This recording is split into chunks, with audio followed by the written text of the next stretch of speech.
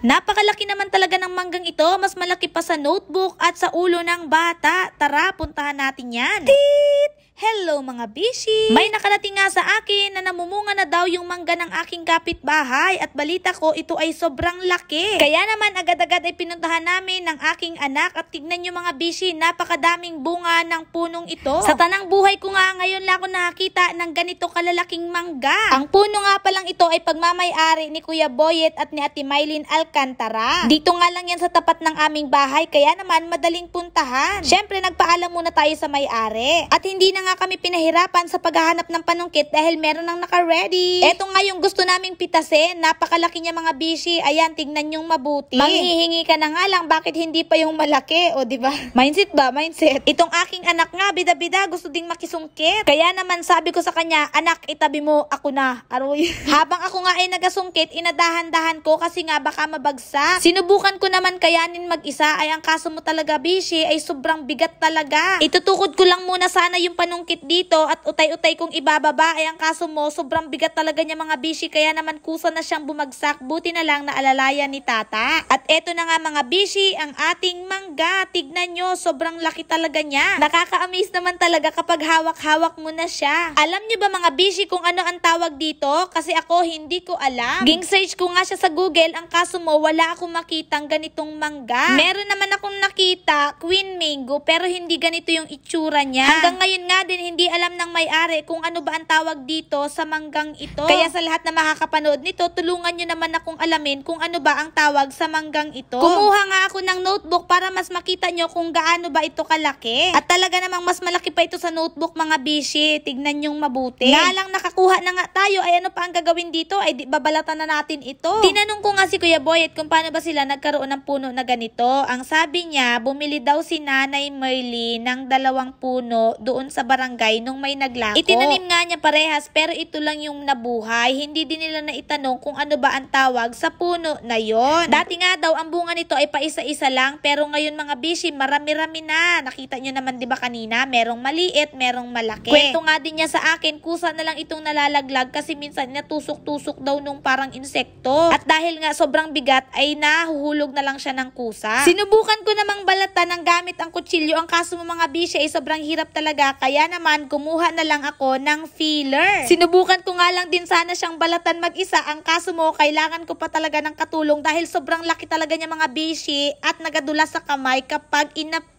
Buti na lang to the rescue ang aking tita Carmen. Grabe mga bishi, bongga talaga ito. Napakalaki talaga ng manggang ito. Mamaya nga kapag okay na, titikman natin kung ano ba ang lasa, kung ano ba ang pinagkaiba nito sa ordinaryong mangga. Nung matapos na nga kami magbalat, ay inilagay ko sa plato. Tignan nyo naman mga bishi, sakop na sakop niya talaga ang isang buong plato. Nakakaloka.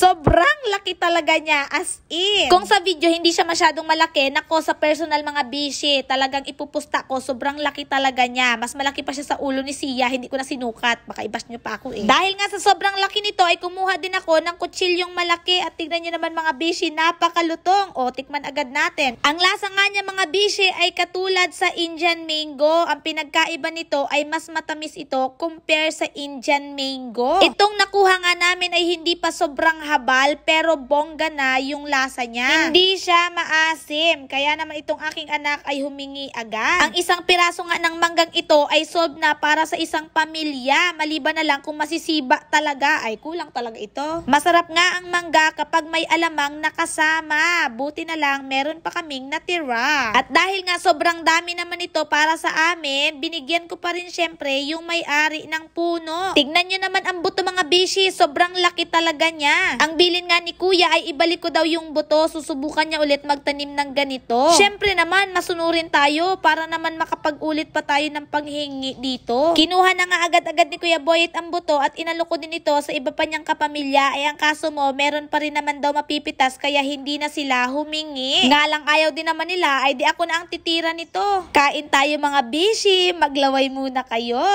Itong si Tita Carmen nga ay sarap na sarap sa pagkain. Tingnan nyo naman, nakangiti pa eh. Muntik ko na makalimutan, may anak nga pala ako. Kaya habang nagkakain, hawak-hawak ko si Sia, pinapatulog ko. Siguro nalalaway din ito. Tignan nyo naman ang tingin sa akin. Oh, hanggang dito na lang muna mga bishi. Maraming salamat sa inyong panonood. Paalam!